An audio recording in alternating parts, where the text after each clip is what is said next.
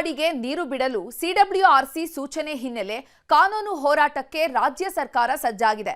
ಒಂದು ಕಡೆ ಸರ್ಕಾರ ಹೋರಾಟ ನಡೆಸ್ತಾ ಇದ್ರೆ ಮತ್ತೊಂದು ಕಡೆ ಅನ್ನದಾತರು ಅಖಾಡಕ್ಕೆ ಇಳಿದಿದ್ದು ರಕ್ತ ಕೊಟ್ಟೇವು, ಕಾವೇರಿ ಬಿಡೇವು ಅಂತಿದ್ದಾರೆ. ತಮಿಳುನಾಡಿಗೆ ಯಾವುದೇ ಕಾರಣಕ್ಕೂ ನೀರು ಬಿಡಬಾರದು, ಬಿಟ್ಟರೆ ಸುಮ್ಮನಿರಲ್ಲ ಅಂತ ಸರ್ಕಾರಕ್ಕೆ ಎಚ್ಚರಿಕೆ ಕೊಡ್ತಿದ್ದಾರೆ.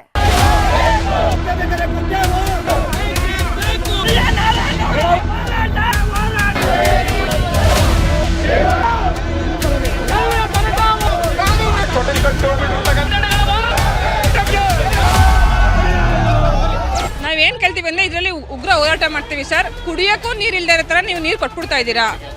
ನೀರು ಕೊಡಕ್ ನಾವು ಬಿಡಲ್ಲ ಸರ್. ಕುಡಿಯೋ ನೀರು ನಮಗೆ ಕರ್ನಾಟಕದವ್ರಿಗೆ ಇಲ್ಲ ಅಂದಮೇಲೆ ತಮಿಳ್ನಾಡಿಗೆ ಹೆಂಗೆ ಬಿಡೋಕ್ಕೆ ಸಾಧ್ಯ? ನಾವು ಹಿಂಗೆ ಸುಮ್ಮನೆ ಕುತ್ಕೊಳ್ಳೋಕ್ಕಾಗತ್ತಾ? ನಾವು ಉಗ್ರವಾದ ಚಳವಳಿ ಮಾಡ್ತೀವಿ, ನಾವು ಯಾವ್ದಕ್ಕಾದ್ರೂ ಸಿದ್ಧ. ಈ ಸರಿನೂ ಕೂಡ ಸನ್ಮಾನ್ಯ ಮುಖ್ಯಮಂತ್ರಿಗಳು ಅವರ ಮಿತ್ರ ಪಕ್ಷವಾಗಿರ್ತಕ್ಕಂಥ ತಮಿಳುನಾಡು ಸರ್ಕಾರಕ್ಕೆ ಏನಾದ್ರೂ ಋಣ ತೀರಿಸಬೇಕು ಅಂತೇಳಿ ಕತ್ತಿ ಮುಚ್ಚಿ ಏನಾದ್ರೂ ನೀರನ್ನ ಬಿಟ್ರೆ ಉಗ್ರ ಸ್ವರೂಪದ ಹೋರಾಟ ರಕ್ತ ಕ್ರಾಂತಿ ಆಗುತ್ತೆ ಅಂತಕ್ಕಂಥ ಮಾತನ್ನ ಈ ಸಂದರ್ಭದಲ್ಲಿ ನಾನು ಹೇಳಲಿಕ್ಕೆ ನಾನು ಬಯಸ್ತೇನೆ. ತಮಿಳಿಗರು ಪದೇ ಪದೇ ಕೆದ ತೆಗಿತಾ ಇದ್ದಾರೆ. ಇವತ್ತು ಸಿನಿಮಾ ಅವರು ಬಂದಿದೆ, ಆ ಸಿನಿಮಾವನ್ನ ರಾಜ್ಯದ ಜನ ತಿರಸ್ಕಾರ ಮಾಡಬೇಕು.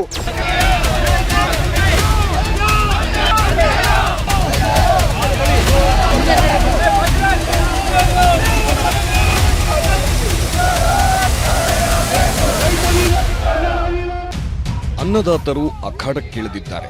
ಕಾವೇರಿ ನಮ್ಮದು ಅಂತಿರುವ ಅವರೆಲ್ಲ ರಸ್ತೆಯಲ್ಲಿ ಬಿದ್ದು ಹೊರಳಾಡ್ತಾ ಇದ್ದಾರೆ. ನಾವು ರಕ್ತ ಕೊಟ್ಟರು ಕಾವೇರಿ ಕೊಡಲ್ಲ ಅಂತಿರೋ ತಮಿಳುನಾಡು ವಿರುದ್ಧ ಘೋಷಣೆಗಳನ್ನು ಕೂಗ್ತಾ ಇದ್ದಾರೆ. ಸಿಡಬ್ಲ್ಯೂಆರ್ಸಿ ಆದೇಶದ ನಂತರ ರಸ್ತೆಗಿಳಿದಿರೋ ಅವರೆಲ್ಲ ಸಾಂಕೇತಿಕವಾಗಿ ಭಿಕ್ಷೆ ಬೇಡ್ತಾ ಇದ್ದು, ಕಾವೇರಿ ನೀರನ್ನ ತಮಿಳುನಾಡಿಗೆ ಬಿಟ್ರೆ ಖಂಡಿತವಾಗಿಯೂ ಭಿಕ್ಷೆ ಬೇಡಬೇಕಾದ ಪರಿಸ್ಥಿತಿ ಬಂದೇ ಬರುತ್ತೆ ಅಂತಿದ್ದಾರೆ.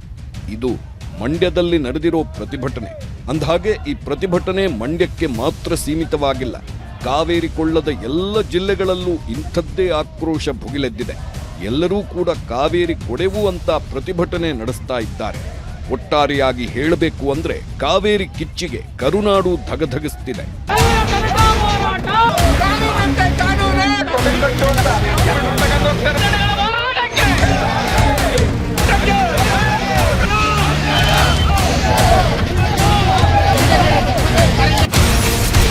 ಬರಗಾಲದ ನಡುವೆ ಬರೆ ಎಳೆದ ಸಿಡಬ್ಲ್ಯೂಆರ್ಸಿ, ರಾಜ್ಯಾದ್ಯಂತ ಮತ್ತೆ ಕಾವೇರಿದ ಕಿಚ್ಚು. ಸಿಡಿದ ಅನ್ನದಾತ, ಖಾಲಿ ಬಿಂದಿಗೆ ಪ್ರದರ್ಶನ, ರಸ್ತೆ ತಡೆ, ರೋಷಾಗ್ನಿ. ರಕ್ತ ಕೊಟ್ಟೇವು, ನೀರು ಕೊಡೆವು ಘೋಷಣೆ, ತಮಿಳುನಾಡು ವಿರುದ್ಧ ಕಿಡಿ. ಬರಗಾಲ, ಎಂದೂ ಕಂಡಿರದ ಬರಗಾಲ. ಮಳೆ ಬೀಳ್ತಾ ಇಲ್ಲ, ಜಲಾಶಯಗಳು ತುಂಬ್ತಾ ಇಲ್ಲ, ಬೆಳೆಗಳಿಗೆ ನೀರು ಬಿಡಲ್ಲ ಅಂತ ಸರ್ಕಾರ ಈಗಾಗಲೇ ಹೇಳಿಬಿಟ್ಟಿದೆ. ಕುಡಿಯೋ ನೀರಿಗಾಗಿ ಮಾತ್ರ ನೀರು ಬಿಡ್ತೇವೆ ಅಂತ ಹೇಳಿರೋದು ರೈತರನ್ನ ಸಂಕಷ್ಟಕ್ಕೆ ಸಿಲುಕಿಸಿದೆ. ಬೆಳೆಯನ್ನು ಬೆಳೆಯೋದಕ್ಕಾಗದೆ ಸುಮ್ಮನೆ ಇರೋದಕ್ಕೂ ಆಗದೆ ಅನ್ನದಾತ ಕಂಗಾಲಾಗಿದ್ದಾನೆ. ಮಳೆ ಬರಲಿ ಅಂತ ಆಕಾಶದ ಕಡೆಗೆ ಮುಖ ಮಾಡಿ ಕೂತ್ಕೊಂಡಿದ್ದಾನೆ. ಆದ್ರೆ ಮಳೆ ಬರೋ ಯಾವ ಲಕ್ಷಣವೂ ಕಾಣಿಸ್ತಿಲ್ಲ. ಆದ್ದರಿಂದ ಅನ್ನದಾತರು ಮಳೆಗಾಲ ನಂಬ್ಕೊಂಡು ಬಿತ್ತಿದ ಬಿತ್ತನೆ ಬೀಜ ಭೂಮಿಯಲ್ಲೇ ಒಣಗಿ ಹೋಗಿದೆ. ಇನ್ನೂ ಸಾವಿರಾರು ಎಕರೆ ಕೃಷಿ ಭೂಮಿ ಬಿತ್ತನೆ ಮಾಡದೆ ಹಾಗೇ ಉಳ್ಕೊಂಡಿದ್ದು ಮಳೆಗಾಗಿ ಎದುರು ನೋಡುತ್ತಿದೆ. ರಾಜ್ಯದಲ್ಲೆಲ್ಲ ಬಹುತೇಕ ಇಂಥದ್ದೇ ವಾತಾವರಣವಿದೆ. ಉತ್ತರ ಕರ್ನಾಟಕದ ಹಲವೆಡೆ ಮಳೆ ಇಲ್ಲದೆ ನೀರಿಲ್ಲವಾದರೂ ಪಶ್ಚಿಮ ಘಟ್ಟಗಳಲ್ಲಿ ಸುರಿದ ಮಳೆ ಜಲಾಶಯಗಳನ್ನು ಸೇರಿದ್ದು ಜಲಾಶಯಗಳು ತುಂಬಿ ತುಳುಕುತ್ತಿವೆ. ಆದರೆ ದಕ್ಷಿಣ ಕರ್ನಾಟಕದಲ್ಲೂ ಮಳೆಯೇ ಇಲ್ಲ.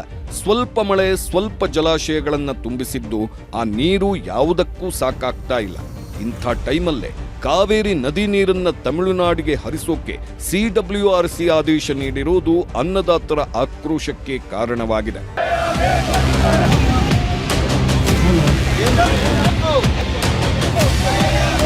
ಹೌದು, ಕಾವೇರಿ ದಕ್ಷಿಣ ಕರ್ನಾಟಕದ ರೈತರ ಪಾಲಿಗೆ ಜೀವನಾಡಿ. ಕಾವೇರಿಯನ್ನ ನಂಬಿಕೊಂಡೇ ಇಲ್ಲಿನ ಜನರು ಬದುಕ್ತಾ ಇದ್ದಾರೆ. ಕುಡಿಯೋ ನೀರಿಗೆ, ಕೃಷಿಗೆ ಕಾವೇರಿ ಮತ್ತು ಕಾವೇರಿಯ ಉಪನದಿಗಳು ಬೇಕೇ ಬೇಕು. ಈಗ ಕುಡಿಯೋದಕ್ಕೆ ಮಾತ್ರ ಕಾವೇರಿ ಜಲಾಶಯಗಳಲ್ಲಿರೋ ನೀರನ್ನ ಬಳಸಬೇಕು ಅಂತ ಸರ್ಕಾರ ಆದೇಶ ಮಾಡಿದ್ದು ನೀರು ಉಳಿಸೋದಕ್ಕೆ ಪ್ಲಾನ್ ಮಾಡಿದೆ. ರಾಜ್ಯ ಸರ್ಕಾರ ಈ ರೀತಿ ಪ್ಲಾನ್ ಮಾಡಿದ ಬೆನ್ನಲ್ಲೇ ತಮಿಳುನಾಡಿಗೆ 4 TMC ನೀರನ್ನ ಬಿಡಬೇಕು ಅಂತ ಸಿಡಬ್ಲ್ಯೂಆರ್ಸಿ ಆದೇಶ ಮಾಡಿದೆ. ಈ ಆದೇಶ ರೈತರನ್ನ ಕೆರಳಿಸಿದ್ದು ರೈತರು ಅಖಾಡಕ್ಕಿಳಿದಿದ್ದಾರೆ. ರಸ್ತೆಗಿಳಿದು ಪ್ರತಿಭಟನೆ ನಡೆಸಿದ್ದಾರೆ. ಯಾವುದೇ ಕಾರಣಕ್ಕೂ CWRC ಆದೇಶವನ್ನ ಸರ್ಕಾರ ಪಾಲನೆ ಮಾಡಲೇಬಾರದು ಅಂತ ಒತ್ತಾಯಿಸಿದ್ದಾರೆ.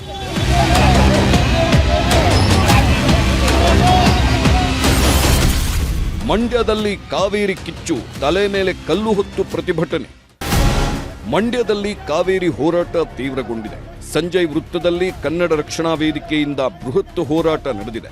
ತಲೆಯ ಮೇಲೆ ಕಲ್ಲು ಎತ್ತಿ ಖಾಲಿ ಕೂಡ ಒಣಗಿದ ಕಬ್ಬು ಹಿಡಿದು ಕರಾವೆ ಕಾರ್ಯಕರ್ತರು ಆಕ್ರೋಶ ಹೊರಹಾಕಿದ್ದಾರೆ. ಪ್ರಾಣ ಬಿಟ್ಟೇವು, ನೀರು ಬಿಡಲ್ಲ ಅಂತ ಘೋಷಣೆ ಕೂಗಿದ್ದಾರೆ.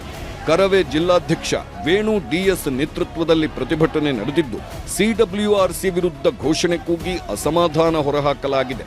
ಹಳೆ ಬೆಂಗಳೂರು ಮೈಸೂರು ಹೆದ್ದಾರಿ ತಡೆದು ಹೋರಾಟಗಾರರು ಆಕ್ರೋಶ ಹೊರಹಾಕಿದ್ದು, ಅರೆಬೆತ್ತಲೆ ಚಳುವಳಿ ಮಾಡಿ ತಮಿಳುನಾಡಿಗೆ ನೀರು ಬಿಡಬಾರದು ಅಂತ ರಾಜ್ಯ ಸರ್ಕಾರಕ್ಕೆ ಒತ್ತಾಯ ಮಾಡಿದ್ದಾರೆ. CWRC ಆದೇಶ ಖಂಡಿಸಿ ಶ್ರೀರಂಗಪಟ್ಟಣದಲ್ಲಿ ಹೋರಾಟ ನಡೆಸಲಾಗಿದೆ. ಕರ್ನಾಟಕ ರಾಜ್ಯ ರೈತ ಸಂಘದಿಂದ ಹೋರಾಟ ನಡೆದಿದ್ದು, ಬೆಂಗಳೂರು ಮೈಸೂರು ಹೆದ್ದಾರಿ ತಡೆದು ರೈತರು ಆಕ್ರೋಶ ಹೊರಹಾಕಿದ್ದಾರೆ. ಹೆದ್ದಾರಿ ತಡೆದ ಕಾರಣಕ್ಕೆ ಸ್ಥಳದಲ್ಲಿ ಕೆಲಕಾಲ ಟ್ರಾಫಿಕ್ ಜಾಮ್ ಉಂಟಾಗಿದ್ದು, ಕಾವೇರಿ ನೀರು ತಮಿಳುನಾಡಿಗೆ ಬಿಡಲೇಬಾರದು ಅಂತ ಆಕ್ರೋಶ ಹೊರಹಾಕಿದ್ದಾರೆ ರೈತರು. ಕಬ್ಬು ಬೆಳೆಗಾರರ ಸಂಘವೂ ಕೂಡ ಅದೇ ರೀತಿ CWRC ನಿರ್ಧಾರಕ್ಕೆ ಕಿಡಿಕಾರಿದೆ. ಬಟ್ ಏನಾಗಿದೆ ಅಂದರೆ ಇದುವರೆಗೂ ತೀರ್ಮಾನ ಆ ತಮಿಳುನಾಡಿಗೆ ಫೇವರಾಗೇ ಬರುತ್ತೆ. ಆ ವಾಸ್ತವನ ಅರಿತಿ ಅವರು CWRC ತೀರ್ಮಾನನೇ ಅವೈಜ್ಞಾನಿಕ. ಒಂದು ವರ್ಷಕ್ಕೆ 3 ಬೆಳೆ ಬೆಳೀತಾರೆ, ನಮ್ಮಲ್ಲಿ ನಾವು 2 ಬೆಳೆ ಬೆಳೆಯೋದಷ್ಟೇ. ಈಗ 5 TMC ನೀರು ಉಳಿತಿದೆ. 5 TMC ನೀರು ನೀವು 1 ಕೋಟಿಗಿಂತ ಹೆಚ್ಚು ಜನಸಂಖ್ಯೆ ಇದೆ ಬೆಂಗಳೂರು ಇವತ್ತು ಮೈಸೂರು ನಮ್ಮ ಕಾವೇರಿ ನೀರನ್ನ ಅವಲಂಬಿಸಿದೆ. ಇವರು ಹೆಂಗೆ ಜೀವನ ಮಾಡ್ತಾರೆ? ಮಂಡ್ಯದಲ್ಲಿ ಹಲವಾರು ಕಡೆಗಳಲ್ಲಿ ಕಾವೇರಿ ಹೋರಾಟ ನಡೆದಿದೆ. ಕಾವೇರಿ ಕಿಚ್ಚು ಇನ್ನೂ ಕೆಲವು ದಿನಗಳ ಕಾಲ ಮುಂದುವರಿಯುವ ಸೂಚನೆ ಇದ್ದು, ಪರಿಸ್ಥಿತಿ ಕೈಮೀರದಂತೆ ಮಂಡ್ಯ ಪೊಲೀಸರು ಅಲರ್ಟ್ ಆಗಿದ್ದಾರೆ. ಈಗಾಗಲೇ ಯಾವುದೇ ಅಹಿತಕರ ಘಟನೆ ಜರುಗದಂತೆ ಕಟ್ಟೆಚ್ಚರ ವಹಿಸಲಾಗಿದೆ. ಅವಶ್ಯಕತೆ ಬಿದ್ದರೆ ಹೆಚ್ಚಿನ ಪೊಲೀಸರ ನಿಯೋಜನೆಗೆ ಸಿದ್ಧತೆ ನಡೆಸಲಾಗಿದೆ. ಎಲ್ಲ ಕಡೆ ಏನಿದೆ ಒಂದು ಪ್ರೊಟೆಸ್ಟ್ಗಳು ನಡೀತಾ ಇದೆ, ಇಲ್ಲಿ ದಿನಾಗಲೂ ಅದೊಂದು ಈ ರಿಪೋರ್ಟ್ ತೊಗೊಳ್ತೀವಿ. ರಿಪೋರ್ಟ್ ತೊಗೊಂಡು ಅದಕ್ಕೆ ತಕ್ಕಂಥ ಒಂದು ಬಂದೋಬಸ್ತ್ ವ್ಯವಸ್ಥೆನ ಮಾಡ್ಕೊಳ್ತಾ ಇದ್ದೀವಿ. ಈಗ ಸ್ಟ್ರೈಕಿಂಗ್ ಫೋರ್ಸ್ ಎಲ್ಲ ಇದೆ, ಬಟ್ ನಮ್ಮ ಡಿಸ್ಟ್ರಿಕ್ಟ್ ಲೆವೆಲಲ್ಲಿ ನಾವು ಬಂದೋಬಸ್ತ್ ಮಾಡ್ಕೊಂಡಿದ್ದೀವಿ. ರಸ್ತೆ ತಡೆದು ರಸ್ತೆಲೇ ಮಲಗಿ ರೈತರಿಂದ ಪ್ರತಿಭಟನೆ. ಮಂಡ್ಯ ಮಾತ್ರವಲ್ಲ, ಮೈಸೂರಿನಲ್ಲೂ ಕೂಡ ಕಾವೇರಿ ಕಿಚ್ಚು ಜೋರಾಗಿದೆ. CWRC ತೀರ್ಪು ವಿರೋಧಿಸಿ ಪ್ರತಿಭಟನೆ. ಕಾಡಾ ಕಚೇರಿಯಿಂದ ಮಹಾನಗರ ಪಾಲಿಕೆವರೆಗೆ ರೈತರು ಪ್ರತಿಭಟನೆ ನಡೆಸಿದ್ದಾರೆ. ನಂತರ ರಸ್ತೆ ತಡೆದು ರಸ್ತೆ ಮೇಲೆ ಮಲಗಿ ಆಕ್ರೋಶ ಹೊರಹಾಕಿದ್ದಾರೆ. ಇದೇ ವೇಳೆ ತಮಿಳುನಾಡು ವಿರುದ್ಧ ಘೋಷಣೆ ಕೂಗಿದ್ದಾರೆ. ರಸ್ತೆ ತಡೆ ನಡೆಸಿದ ರೈತರನ್ನ ಪೊಲೀಸರು ವಶಕ್ಕೆ ಪಡೆದಿದ್ದಾರೆ.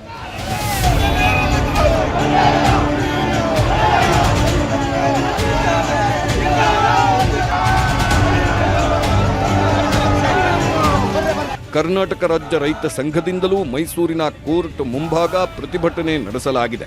ಕಾವೇರಿ ಕೊಳ್ಳದಲ್ಲಿ ಮಳೆ ಅಭಾವವಿದೆ, ಕುಡಿಯುವ ನೀರಿಗೂ ತಲೆದೋರುವ ಪರಿಸ್ಥಿತಿ ಇದೆ. ಇಂತಹ ಸಂದರ್ಭದಲ್ಲಿ ಸಂಕಷ್ಟ ಸೂತ್ರವೇ ಇಲ್ಲ. ರಾಜ್ಯ ಸರ್ಕಾರ ಈ ಆದೇಶವನ್ನು ತಿರಸ್ಕರಿಸಬೇಕು, ಇಲ್ಲವಾದಲ್ಲಿ ರಾಜ್ಯಾದ್ಯಂತ ತೀವ್ರ ಪ್ರತಿಭಟನೆ ಹಮ್ಮಿಕೊಳ್ಳುತ್ತೇವೆ ಅಂತ ರೈತ ಸಂಘದ ರಾಜ್ಯಾಧ್ಯಕ್ಷ ಬಡಗಲ್ಪುರ ನಾಗೇಂದ್ರ ಎಚ್ಚರಿಕೆ ನೀಡಿದ್ದಾರೆ. ಕುಡಿಯ ನೀರಿಗೆ ಸಮಸ್ಯೆ ಇದೆ. ಮುಂದೆ ಜಲಚರಗಳಿಗೆ, ವನ್ಯಜೀವಿಗಳಿಗೆ ನೀರಿಲ್ಲದ ಪರಿಸ್ಥಿತಿ ತಂದೋರುತ್ತೆ. ಬೆಂಗಳೂರು ನಗರಕ್ಕೆ ನೀರು ಪೂರೈಸಕ್ಕಾಗದಂತ ಪರಿಸ್ಥಿತಿ ನಿರ್ಮಾಣ ಆಗಿದೆ. ಇಂಥ ಸಂಕಷ್ಟ ಇದ್ದಾಗ ತಮಿಳುನಾಡಿಗೆ ನೀರರಿಸಿ ಅಂತ ಆದೇಶ ಮಾಡುವಂಥದ್ದು ಸೂಕ್ತವಲ್ಲ. ಇದು ತಪ್ಪು ನಿರ್ಧಾರ, ಇದು ಅವೈಜ್ಞಾನಿಕ, ಇದು ಜಾರಿಗೆ ತರಲಾದಂತ ಆದೇಶ. ರಾಜ್ಯ ಸರ್ಕಾರ ಬದ್ಧತೆಯನ್ನು ತೋರಿಸಬೇಕೀಗ. ರಾಮನಗರದಲ್ಲಿ ರೈತ ಸಂಘ, ಕನ್ನಡ ಹೋರಾಟಗಾರರ ಪ್ರತಿಭಟನೆ. CWRC ತೀರ್ಪನ್ನ ವಿರೋಧಿಸಿ ರಾಜ್ಯ ರೈತ ಸಂಘದ ಕಾರ್ಯಕರ್ತರು ಬೆಂಗಳೂರು ದಕ್ಷಿಣ ಜಿಲ್ಲೆಯ ರಾಮನಗರದ ಐಜೂರು ವೃತ್ತದಲ್ಲಿ ಪ್ರತಿಭಟನೆ ನಡೆಸಿದ್ದಾರೆ. ಬೆಂಗಳೂರು ಮೈಸೂರು ಹೆದ್ದಾರಿ ತಡೆದು ತೀರ್ಪಿನ ವಿರುದ್ಧ ಕಿಡಿಕಾರಿದ್ದಾರೆ. ರಾಜ್ಯ ರೈತ ಸಂಘದ ಕಾರ್ಯಕರ್ತರ ಜೊತೆಗೆ ಕನ್ನಡ ಪರ ಹೋರಾಟಗಾರರು ಈ ಹೋರಾಟದಲ್ಲಿ ಭಾಗವಹಿಸಿದ್ದರು. ಚಿತ್ರಮಂದಿರಕ್ಕೆ ನುಗ್ಗಿ ಜನನಾಯಕನ್ ಸಿನಿಮಾಗೆ ವಿರೋಧ. ಕಾವೇರಿ ನೀರು ತಗಾದೆ ವಿಚಾರ ತಮಿಳುನಾಡು ಸಿಎಂ ವಿಜಯ್ ನಟಿಸಿರೋ ಜನನಾಯಕನ್ ಸಿನಿಮಾ ಮೇಲೆ ಪರಿಣಾಮ ಬೀರಿದೆ. ರಾಮನಗರದಲ್ಲಿ ತಮಿಳುನಾಡು ಸರ್ಕಾರದ ವಿರುದ್ಧ ಕಸ್ತೂರಿ ಕರ್ನಾಟಕ ಜನಪರ ವೇದಿಕೆಯ ಕಾರ್ಯಕರ್ತರು ಭಾರೀ ಪ್ರತಿಭಟನೆ ನಡೆಸಿದ್ದಾರೆ. ಚನ್ನಪಟ್ಟಣದ ಶಿವಾನಂದ ಚಿತ್ರಮಂದಿರಕ್ಕೆ ನುಗ್ಗಿ ಜನನಾಯಕನ್ ಸಿನಿಮಾವನ್ನ ವಿರೋಧಿಸಿದ್ದು ಜನನಾಯಕನ್ ಸಿನಿಮಾ ಪ್ರದರ್ಶನ ನಿಲ್ಲಬೇಕು ಅಂತ ಥಿಯೇಟರ್ ಮಾಲೀಕರಿಗೆ ಎಚ್ಚರಿಕೆ ನೀಡಿದ್ದಾರೆ.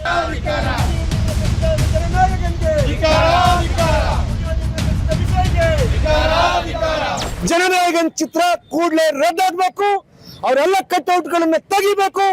ಒಂದು ದಿನಗಳ ಅವಕಾಶ ಕೊಟ್ಟಿದ್ದೇವೆ, ತೆಗಿಲಿಲ್ಲ ಅಂದ್ರೆ ನಾವೇ ಥಿಯೇಟರ್ಗೆ ನುಗ್ಗಿ ನಾವೇ ಚಿತ್ರ ಪ್ರದರ್ಶನ ಅಡ್ಡಿ ಮಾಡ್ತೀವಿ ಅಂತ ಎಚ್ಚರಿಕೆಯನ್ನು ಕೊಟ್ಟಿದ್ದೇವೆ. ಇಷ್ಟೇ ಅಲ್ಲದೆ ಚನ್ನಪಟ್ಟಣದ ಕಾವೇರಿ ಸರ್ಕಲ್ನಲ್ಲಿ ಕಸ್ತೂರಿ ಕರ್ನಾಟಕ ಜನಪರ ವೇದಿಕೆಯ ಕಾರ್ಯಕರ್ತರು ಪ್ಲೇ ಕಾರ್ಡ್ ಹಿಡಿದು ತಮಿಳುನಾಡು ವಿರುದ್ಧ ಆಕ್ರೋಶ ವ್ಯಕ್ತಪಡಿಸಿದ್ದಾರೆ. ಚಾಮರಾಜನಗರದಲ್ಲಿ ಕಾವೇರಿ ಕಿಚ್ಚು ಧಗಧಗ. ಸಿಡಬ್ಲ್ಯೂಆರ್ಸಿ ಶಿಫಾರಸು ವಿರೋಧಿಸಿ ಚಾಮರಾಜನಗರದಲ್ಲಿ ರೈತ ಸಂಘ ಪ್ರತಿಭಟನೆ ಮಾಡಿದೆ. ನಗರದ ಹೊರವಲಯದ ರಾಷ್ಟ್ರೀಯ ಹೆದ್ದಾರಿ 209ರಲ್ಲಿ ಪ್ರತಿಭಟನೆ ನಡೆಸಲಾಗಿದ್ದು, ಕೆಲಕಾಲ ರಸ್ತೆ ತಡೆ ನಡೆಸಿ ಆಕ್ರೋಶ ಹೊರಹಾಕಿದ್ದಾರೆ. ಕಾವೇರಿ ಜಲಾನಯನ ಪ್ರದೇಶದಲ್ಲಿ ಬರತಾಂಡವವಾಡುತ್ತಿದೆ. ಸಿಡಬ್ಲ್ಯೂಆರ್ಸಿ ಶಿಫಾರಸು ಅವೈಜ್ಞಾನಿಕ, ತಕ್ಷಣ ಮರುಪರಿಶೀಲನಾ ಅರ್ಜಿ ಸಲ್ಲಿಸಬೇಕು ಅಂತ ಪ್ರತಿಭಟನಾಕಾರರು ಒತ್ತಾಯಿಸಿದ್ದಾರೆ.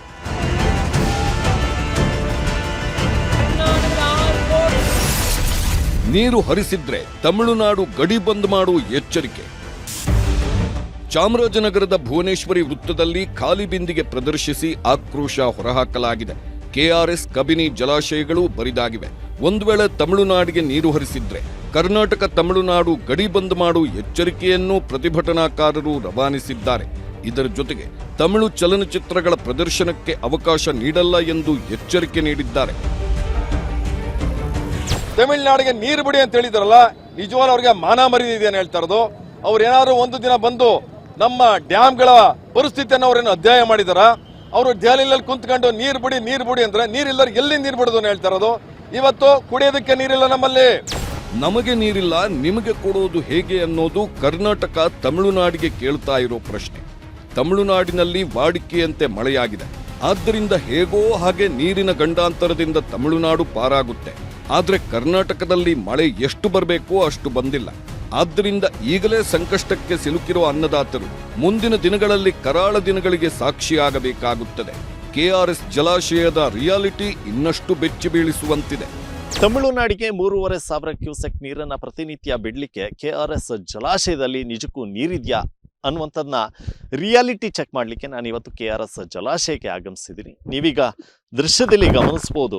ನಾನೀಗ ಕೆಆರ್ಎಸ್ ಜಲಾಶಯದ ಹಿನ್ನೀರಿನ ಪ್ರದೇಶದಲ್ಲಿರುವಂಥದ್ದು ನೀವು ದೃಶ್ಯದಲ್ಲಿ ಗಮನಿಸ್ಬೋದು. ಸಾಕಷ್ಟು ಭಾಗ ನೀರು ಇಲ್ಲದೆ ಖಾಲಿಯಾಗಿ ಕಾಣ್ತಾ ಇರುವಂಥ ದೃಶ್ಯ ಎಲ್ಲ ಕಡೆ ಕಾಣಸಿಗ್ತಾ ಇದೆ. ಅಂದರೆ ಕೆಆರ್ಎಸ್ ಜಲಾಶಯದ ಗರಿಷ್ಠ ಮಟ್ಟ 124.80 ಅಡಿಗಳು. ಇವತ್ತಿನ ಪ್ರಸ್ತುತ ಡ್ಯಾಮ್ನ ಲೆವೆಲ್ ನೋಡೋದೇ ಆದರೆ 91 ಅಡಿಗಳು ಅಷ್ಟೇ ನೀರು ಇರ್ತಕ್ಕಂಥದ್ದು.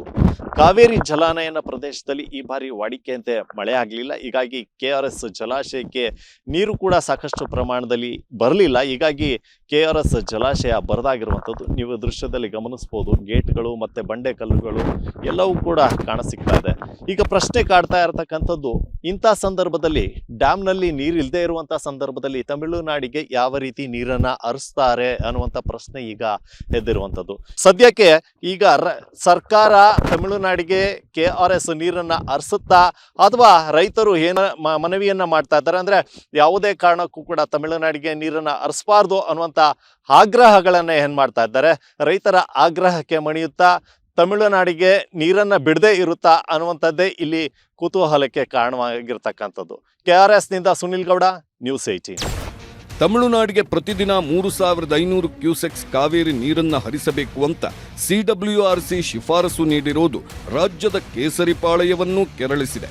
ತಮಿಳುನಾಡಿಗೆ ನೀರು ಬಿಡುವುದರಿಂದ ರಾಜ್ಯದ ರೈತರ ಬದುಕು ಸಂಕಷ್ಟಕ್ಕೆ ಸಿಲುಕಲಿದೆ. ರಾಜ್ಯ ಸರ್ಕಾರ ತಕ್ಷಣವೇ ಕಾವೇರಿ ನೀರು ನಿಯಂತ್ರಣ ಸಮಿತಿ ಮುಂದೆ ಮರುಪರಿಶೀಲನಾ ಅರ್ಜಿ ಸಲ್ಲಿಸಿ ಬರ ಪರಿಸ್ಥಿತಿಯನ್ನು ಸಮರ್ಥವಾಗಿ ಮಂಡಿಸಬೇಕು ಅಂತ ಕೇಸರಿಪಾಳಯ ಒತ್ತಾಯಿಸಿದೆ. ಶೀಘ್ರದಲ್ಲೇ ಕೇಸರಿಪಾಳಯ ರಾಜ್ಯಾದ್ಯಂತ ಕಾವೇರಿ ಹೋರಾಟ ನಡೆಸಲಿದೆ. ರಾತ್ರೋರಾತ್ರಿ ತಮಿಳುನಾಡಿನ ಮುಖ್ಯಮಂತ್ರಿಗಳಿಗೆ ಖುಷಿ ಪಡಿಸಬೇಕು ಅಂತ ಹೇಳಿ ನಮ್ಮ ರಾಜ್ಯದ ರೈತರಿಗೆ, ಕಾವೇರಿ ಕೊಳ್ಳದ ರೈತರಿಗೆ ಅನ್ಯಾಯ ಮಾಡಿ ರಾತ್ರೋರಾತ್ರಿ ನೀರು ಬಿಡುವಂತ ಕೆಲಸ ಮಾಡಿದ್ರಲ್ಲ ಮಾನ್ಯ ಮುಖ್ಯಮಂತ್ರಿಗಳೇ. ಒಟ್ನಲ್ಲಿ ರಾಜ್ಯದಲ್ಲಿ ಕಾವೇರಿ ಕಿಚ್ಚು ಜೋರಾಗಿದೆ. ಕಾವೇರಿ ಕೊಳ್ಳದ ಎಲ್ಲ ಜಿಲ್ಲೆಗಳಲ್ಲಿ ಪ್ರತಿಭಟನೆ ನಡೀತಾ ಇದ್ದು ಕಾವೇರಿ ಬಿಡುವುದಕ್ಕೆ ಸಾಧ್ಯನೇ ಇಲ್ಲ ಅಂತ ಅನ್ನದಾತರು ಆಕ್ರೋಶ ಹೊರಹಾಕ್ತಾ ಇದ್ದಾರೆ. ಈ ಕಾವೇರಿ ಕಿಚ್ಚು ಧಗಧಗಿಸೋ ಎಲ್ಲಾ ಲಕ್ಷಣಗಳು ಕಾಣಿಸ್ತಿವೆ.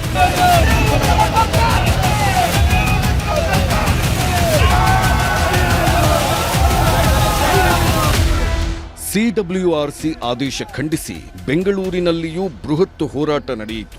ಫ್ರೀಡಂ ಪಾರ್ಕ್ನಲ್ಲಿ ಕರವೇ ನಾರಾಯಣಗೌಡ ನೇತೃತ್ವದಲ್ಲಿ ನಡೆದ ಪ್ರತಿಭಟನೆಯಲ್ಲಿ ನೂರಾರು ಕಾರ್ಯಕರ್ತರು ಭಾಗಿಯಾಗಿದ್ದರು. ಈ ವೇಳೆ ಯಾವುದೇ ಕಾರಣಕ್ಕೂ ತಮಿಳುನಾಡಿಗೆ ನೀರು ಬಿಡಬಾರದು, ಸರ್ಕಾರ ಕರ್ನಾಟಕದ ರೈತರ ಹಿತ ಕಾಪಾಡಬೇಕೆಂದು ಕರವೇ ನಾರಾಯಣಗೌಡ ಮನವಿ ಮಾಡಿದ್ರು. ಯಾವುದೇ ಕಾರಣಕ್ಕೂ ಕಾವೇರಿ ನಿಯಂತ್ರಣ ಸಮಿತಿಯ ತೀರ್ಪನ್ನ ರಾಜ್ಯ ಸರ್ಕಾರ ಒಪ್ಕೋಬಾರದು. ಇವತ್ತಿನ ಪರಿಸ್ಥಿತಿಯಲ್ಲಿ ನಾವು ದಿನಕ್ಕೆ 3,500 ಕ್ಯೂಸೆಕ್ ನೀರನ್ನ ತಮಿಳುನಾಡಿಗೆ ಬಿಡಿ ಅಂತ ಹೇಳಿ ಕಾವೇರಿ ನಿಯಂತ್ರಣ ಸಮಿತಿ ಏನು ಆದೇಶ ಮಾಡಿದೆ, ಆ ಆದೇಶವನ್ನ ನಾವು ಗೌರವಿಸಲಿಕ್ಕೆ ಇವತ್ತು ನೀರಿಲ್ಲದ ಕಾರಣ ಕರ್ನಾಟಕಕ್ಕೆ ಸಾಧ್ಯ ಇಲ್ಲ ಅನ್ನೋದನ್ನ ಹೇಳಬೇಕಾಗುತ್ತೆ. ಇತ್ತ ಬೆಂಗಳೂರಿನ ಮಲ್ಲೇಶ್ವರಂನಲ್ಲಿಯೂ ಕರವೇ ಶಿವರಾಮೇಗೌಡ ಬಣದಿಂದ ಬೃಹತ್ ಪ್ರತಿಭಟನೆ ನಡೆದಿದ್ದು ತಮಿಳುನಾಡಿಗೆ ನೀರು ಹರಿಸಿದ್ರೆ ಕರ್ನಾಟಕ ಬಂದ್ ಮಾಡುತ್ತೀವಿ ಅಂತ ಎಚ್ಚರಿಕೆ ನೀಡಲಾಗಿದೆ. ಮತ್ತೊಂದು ಕಡೆ ಕಾವೇರಿ ಹೋರಾಟ ತೀವ್ರಗೊಳಿಸಲು ವಾಟಾಳ್ ನಾಗರಾಜ್ ತೀರ್ಮಾನಿಸಿದ್ದು ಗುರುವಾರ ವಾಟಾಳ್ ನೇತೃತ್ವದಲ್ಲಿ ಬೆಂಗಳೂರಿನಲ್ಲಿ ಸಭೆ ನಡೆಯಲಿದ್ದು ಕರ್ನಾಟಕ ಬಂದ್ಗೆ ತೀರ್ಮಾನ ಮಾಡಲಾಗುತ್ತದೆ. ಸಿಡಬ್ಲ್ಯೂಆರ್ಸಿ ಆದೇಶದ ವಿರುದ್ಧ ಕಾನೂನು ಹೋರಾಟಕ್ಕೆ ರಾಜ್ಯ ಸರ್ಕಾರ ಸಜ್ಜಾಗಿದೆ. ಸುಪ್ರೀಂ ಕೋರ್ಟ್ನ ಹಿರಿಯ ವಕೀಲರ ಜೊತೆ ದೆಹಲಿಯಲ್ಲಿ ಸಿಎಂ ಡಿಕೆ ಶಿವಕುಮಾರ್ ಚರ್ಚೆ ನಡೆಸಿದ್ದಾರೆ. ತಮಿಳುನಾಡಿಗೆ ಕಾವೇರಿ ನೀರು ಬಿಡಲ್ಲ, ನಾವು ಕಾನೂನು ಹೋರಾಟ ಮಾಡುತ್ತೇವೆ ಎಂದು ಸಿಎಂ ಡಿಕೆ ಶಿವಕುಮಾರ್ ಹೇಳಿದ್ದಾರೆ. ಸಿಡಬ್ಲ್ಯೂಆರ್ಸಿ ಸೂಚನೆ ಸಂಬಂಧ ಮೇಲ್ಮನವಿ ಸಲ್ಲಿಸುವ ಬಗ್ಗೆ ಜಲಸಂಪನ್ಮೂಲ ಸಚಿವ ರಾಮಲಿಂಗಾರೆಡ್ಡಿ ನೇತೃತ್ವದಲ್ಲಿ ಸಭೆ ನಡೆಯಿತು. ನಿನ್ನೆ ಸ್ವಲ್ಪ ನೀರು ಬಿಡಬೇಕು ಅಂತೇಳಿ ಆದೇಶ ಕೊಟ್ಟಿದ್ದಾರೆ. ನಮಗಿನ್ನ ವರ್ಣ ಕೃಪೆ ತೋರಿಸಿಲ್ಲ. 2 ಬಾರಿ ಅವ್ರ ರಿಕ್ವೆಸ್ಟ್ನ ರಿಜೆಕ್ಟ್ ಮಾಡಿದ್ರು. ಈ ಬಾರಿ ಸ್ವಲ್ಪ ನೀರು ಬಿಡಬೇಕು ಅಂತ ಹೇಳಿದ್ದಾರೆ. ಸೊ ನಾನು ಅವ್ರ ಆರ್ಡರ್ನ ಅಪೀಲ್ ಮಾಡಲಿಕ್ಕೆ ನಮ್ಮ ಮಂತ್ರಿಗಳು ರಾಮಲಿಂಗಾರೆಡ್ಡಿಯವರು ಮತ್ತು ಎಲ್ಲ ಅಧಿಕಾರಿಗಳ ಹತ್ರ ಚರ್ಚೆ ಮಾಡಿದ್ದೇನೆ. ಈ ಮಧ್ಯದಲ್ಲಿ ತಮಿಳುನಾಡು ಚೀಫ್ ಮಿನಿಸ್ಟರ್ ಕೂಡ ನನ್ನ ಹತ್ರ ಬಂದು ಮಾತಾಡಲಿಕ್ಕೆ, ಕೆಲವು ವಿಚಾರಗಳನ್ನ ಮಾತಾಡಲಿಕ್ಕೆ ಅವರು ಇಂಗಿತವನ್ನು ವ್ಯಕ್ತಪಡಿಸಿದ್ದಾರೆ. ನಮ್ಮ ಚೀಫ್ ಸೆಕ್ರೆಟರಿಗೂ ಲೆಟರ್ ಬರೆದಿದ್ದಾರೆ. ನನ್ನ ಹತ್ರನೂ ಫೋನಲ್ಲಿ ಮಾತಾಡಿದ್ದಾರೆ. ಸೊ ನಾವು ಕೂಡ ಗೌರವದಿಂದ ಅವ್ರಿಗೆ ನೋಡಬೇಕಾದ್ದು ನಮ್ಮ ಕರ್ತವ್ಯ. ಆಯಿತು ಬನ್ನಿ ಅಂತ ನಾನು ಹೇಳಿದ್ದೇನೆ. ಜೊತೆಗೆ ನಾನು ಕೂಡ ನಮ್ಮ ರಾಜ್ಯದ ಕಾವೇರಿ ಜಲಾನಯನ ಪ್ರದೇಶದ ಕೂಡ ನೀವು ನೋಡಿ ಅಂತ ಕೂಡ ಒಂದು ರಿಕ್ವೆಸ್ಟ್ ಮಾಡಿದ್ದೇನೆ. ಅದಕ್ಕೆಲ್ಲ ವೀಕ್ಷಣೆ ಮಾಡಲಿಕ್ಕೆ ಹೆಲಿಕಾಪ್ಟರ್ ವ್ಯವಸ್ಥೆ ಎಲ್ಲ ಮಾಡ್ತೀನಿ ಅಂತ ಕೂಡ ಹೇಳಿದ್ದೇನೆ. ಇವತ್ತು ಅವರು ಆದೇಶ ಕೊಟ್ಟಿರೋದನ್ನು ನಾವು ಪಾಲಿಸೋದಕ್ಕೆ ನಮಗೆ ಕಷ್ಟ ಆಗುತ್ತೆ. ಅದಕ್ಕೆ ಅಪೀಲ್ ಹೋಗಬೇಕು ಅಂತ ನಮ್ಮ ತೀರ್ಮಾನ ಆಗಿದೆ. ಮತ್ತು ನಮ್ಮ ಶ್ರೀರಾಮಯ್ಯ ಅವರು, ನಮ್ಮ ಅಡ್ವೈಸರು, ಕರ್ನಾಟಕ ಸರ್ಕಾರದ ಅಡ್ವೈಸರು ಡ್ರಾಫ್ಟ್ ಮಾಡಿ ಕಳಿಸಿದ್ದಾರೆ. ದೆಹಲಿಗೆ ಕಳಿಸಿದ್ದೀವಿ.